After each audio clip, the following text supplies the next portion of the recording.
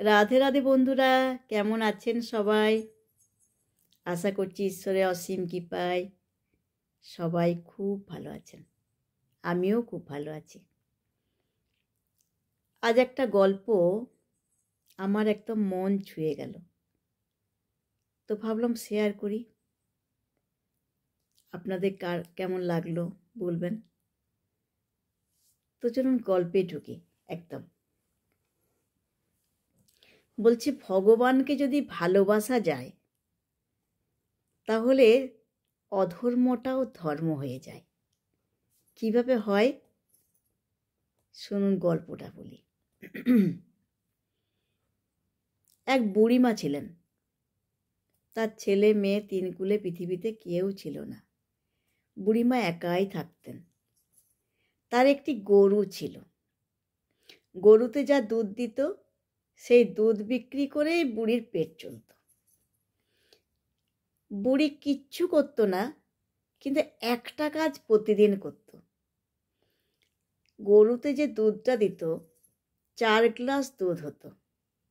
সেই 4 গ্লাস দুধের মধ্যে 1 গ্লাস দুধ বুড়ি নদী পেরিয়ে প্রতিদিন, মানে প্রত্যেক দিন জগন্নাথ দেবকে 1 গ্লাস দুধ দিতেন। বুড়ি দিয়ে আসতো, বুড়িমা দিয়ে আসতো প্রতিদিন। মানে রোজ জল বৃষ্টি বর্ষা মানে শীত কিচ্ছু মানত না, প্রতিদিন যেত। কখনো কখনো কি করতো, 1 গ্লাস দুধ আর কতটা গো, তো নদীর থেকে পেরোতে পেরোতে 1 গ্লাস দুধে আরও 2 গ্লাস জল দিয়ে দিত। তাহলে দুধটা দেখতে অনেকটা লাগতো, সবার সামনে দিতে তো লজ্জা লাগতো না। আর জগন্নাথ দেবকে দেবে ওইটুকু দুধটা নিজের মনেও কেমন লাগতো, তাই 2 গ্লাস জলও মিশিয়ে দিত। তো একদিন কি হয়েছে, খুব সকালে দুধ নিয়ে যাচ্ছে, আকাশে ভালো মেঘও উঠেছে, এবার বৃষ্টিটাও আসবে। সেই ভয়ে ভাবছে দুধটা তো দিয়ে আসি, তারপর তো আমার এই দুধগুলো আবার আমাকে কাস্টমারকে আমাকে কাস্টমারের ঘরে গিয়ে, খদ্দেরের ঘরে গিয়ে তো আমাকে দুধটা দিয়ে আসতে হবে, বিক্রি করতে হবে, তার সেই টাকা থেকে আমাকে চাল ডাল আনতে হবে, তবে তো ফুটাবে, তারপর তো খাওয়া।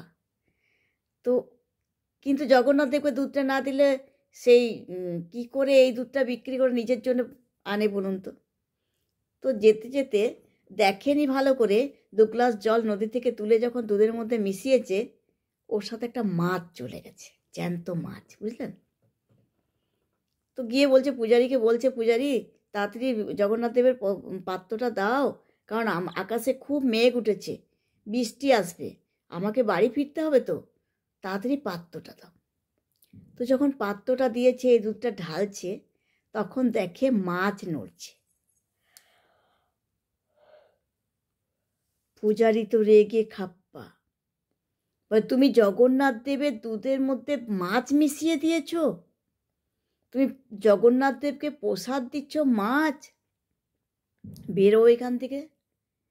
বুড়িকে তো ঘাট ধাক্কা দিয়ে বের করে দিয়েছে। সেই বুড়ি ওই দুধটি নিয়ে কাঁদতে কাঁদতে ঘরে চলে এসছে। ওই যে অপমানিত হয়েছে, বুড়ির খুব গায়ে লেগেছে। তো কাঁদছে আর খাচ্ছে না, দুধও আর বিক্রি করেনি, কিছু ঘরে খাবারও আনেনি, কাঁদছে আর জগন্নাথ দেবকে বলছে,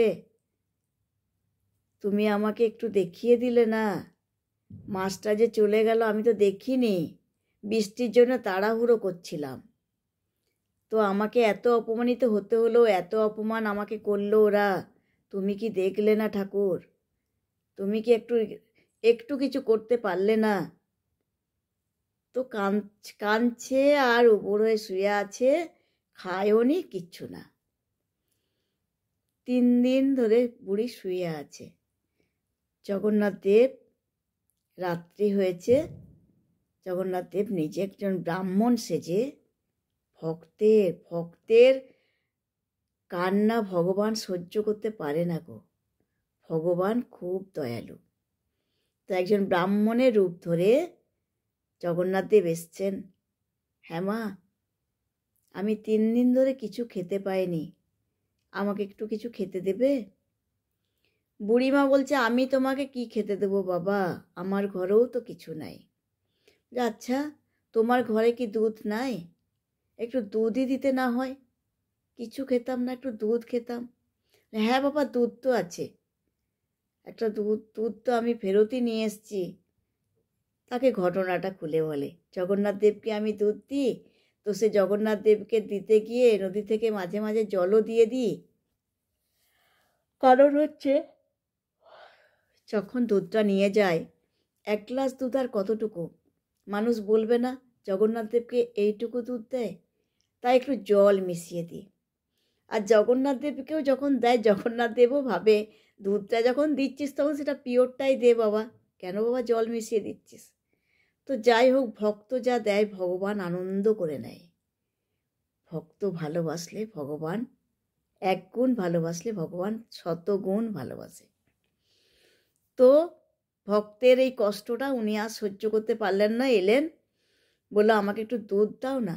তো সেই দুধটা রাখা ছিল যেটা জগন্নাথ দেবকে দিতে পারেনি। তো সেই মাছটা ফেলে দিয়ে দুধটা গরম করে জগন্নাথ দেবকে দিয়েছে। জগন্নাথ দেব তৃপ্তি করে খেয়েছে। খাওয়ার পর বলছে, মা এই রাতটা আর যাবো না কোথাও, একটু তোমার বাড়িতে আশ্রয় দেবে? দেখুন, ভগবান কৃপা করলে ভক্তকে ছাড়ে না, ভক্তের কষ্টতে ভগবান ছাড়ে না। বলছে, বাবা তুমি আমার ঘরে থাকবে, কোথায় শুতে দেবো, কি ঢাকা দেবো, ওই তো একটা ছেঁড়া কাঁথা ছাড়া আমার কিচ্ছু নাই, ওটাই আমার, মানে ওইটুকুই আমার মূলধন। তো যাও, যদি কষ্ট করে থাকতে পারো তো থাকো, তাতে আমার আপত্তি নাই, আমি না হয় এমনিই কাটিয়ে দেবো। তো রাত্রে শুতে দিয়েছে ছেঁড়া কাঁথাটা, আর বুড়ি শুয়েছে, ওর তো আর কিছু নেই, তো এমনিই শুয়ে আছে। ঠান্ডা লাগলে লাগুক, একজন অতিথি এসছে, তার তো সেবা করা দরকার। সকালে উঠেছে যখন, তখন দেখছে সেই অতিথিও নেই আর তার ছেঁড়া কাঁথাটিও নেই। তো বুড়ি বলছে, তুমি নিয়ে শুতে দিলাম, খাবার দিলাম, এইটা আবার কি ধরনের যে ছেঁড়া কাঁথাটিও নিয়ে চলে গেল, এ তো ভারী অন্যায়।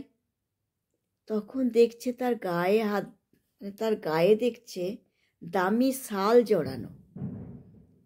ওরে বাবা, এ তো গায়ে তার দামি শাল। বুড়িমা যখন ঠান্ডায় কাঁপছেন, তখন জগন্নাথ দেবকে মহারাজ, ওখানকার মহারাজ দামি কম্বল দিয়েছিলেন, শাল দিয়েছিলেন, কম্বল না শালই দিয়েছিলেন। সেই শাল, দামি শালটি বুড়ির গায়ে দিয়ে দিয়েছে, আর উনি ছেঁড়া কাঁথাটি নিয়ে গেছেন।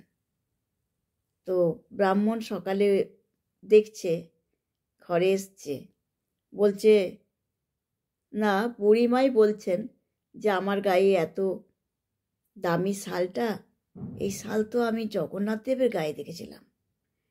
তো উনি তখন জগন্নাথ দেবের মন্দিরে গিয়ে পুরোহিতকে সব বিস্তারে বলেছে। তো জগন্নাথ দেবের পুরোহিত তাকে দণ্ডবোধ করে বলছে, বুড়িমা তুমি ধন্য, ধন্য তোমার ভক্তি, আর ধন্য তুমি, পায়ে লুটিয়ে পড়েছে। তো দেখুন, ভক্তিতে অসাধ্য সাধন হয়। ভগবানকে ভালোবাসলে ভগবান যে কিভাবে ভালোবাসেন, যে ওখানে না ডুব দিয়েছে সে জানবে না। সবাই মিলে বলুন না, হরে কৃষ্ণ কৃষ্ণ কৃষ্ণ হরে হরে, হরে রাম রাম রাম হরে হরে।